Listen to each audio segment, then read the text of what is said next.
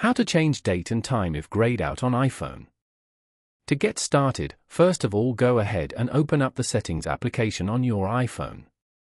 Once you're here, scroll down until you find the Screen Time option and tap on it.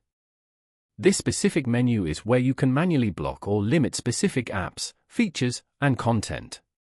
Now, scroll down and tap on the Content and Privacy Restrictions option. At the very top of the Content and Privacy Restrictions screen, you will see a switch. Tap on the switch to turn off. Now, go back to the main settings page.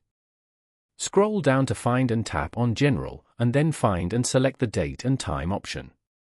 You'll see the Set Automatically option is available. Turn off its toggle to enable manual adjustments. You can now manually set your preferred time zone, date, and time.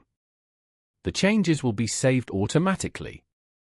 Following these steps, you can easily change the date and time if grayed out on an iPhone.